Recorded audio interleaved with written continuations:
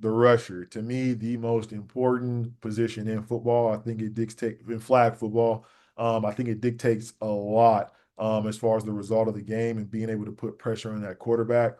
The number one thing that I want you showing is sacks, right? Getting in the backfield, making those quarterbacks uncomfortable.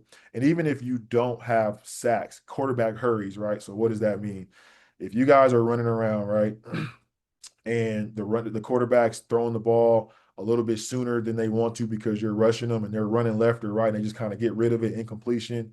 That's what we want to call a quarterback hurry. Those are just as effective, especially when you're talking about down and distances long. So a 1st and 14, a 1st and 20, things like that. Second down. Now all of a sudden we're in 2nd and 20. You got to really start thinking about what plays you want to run before you got to punt the ball, right? So again, rushers, you guys dictate a ton when it comes to that. Definitely getting that quarterback in the backfield is huge, blowing up any run plays back there. But definitely show that first. Burst off the snap, right? So even though you do have a 1 yard cushion, you got to be kind of controlled on that burst. Still, I mean, I've evaluated some really good rushers. They get off that ball super quick. Okay, we definitely want to focus on that.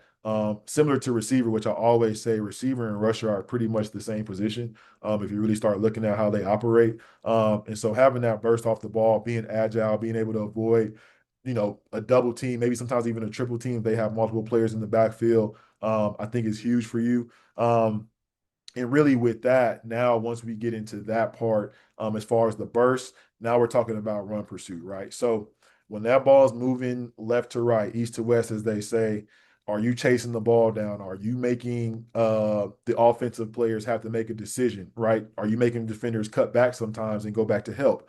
There's all kind of things that we see as far as playing that rusher position where now all of a sudden you may be running in a straight line, but now we got to break left or right in order to make a play. Um, definitely, definitely, definitely.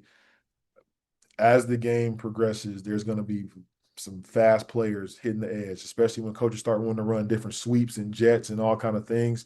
Having that premium speed, having that pursuit, and even if you're not a super fast player, if you're tenacious in your pursuit, that's going to be super disruptive and it's going to be super helpful as far as the back end of your defense having time to diagnose and make plays, right?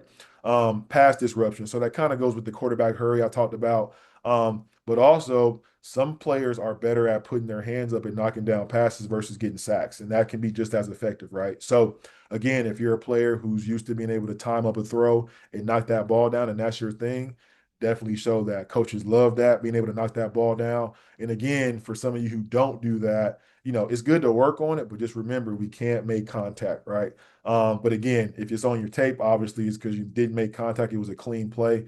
You definitely want to put that in there because again, I'm starting to see taller quarterbacks too. So being able to change those arm angles, disrupt those throwing angles, and being able to get the ball out of the air if we can at times, and sometimes even maybe pop it up and get a pick. That's super helpful as far as making plays and getting those turnovers. And then your lateral quickness, right? So I kind of already hit on that with the run pursuit, but I want to see players who are playing low center of gravity, right? Being able to change direction within a drop snap of a finger, right?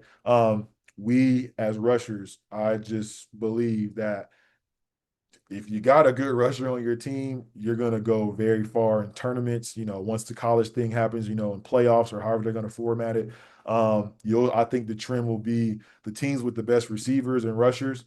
You can have an average quarterback, I think, but if you have the best receivers and rushers, you'll be one of the more successful programs there.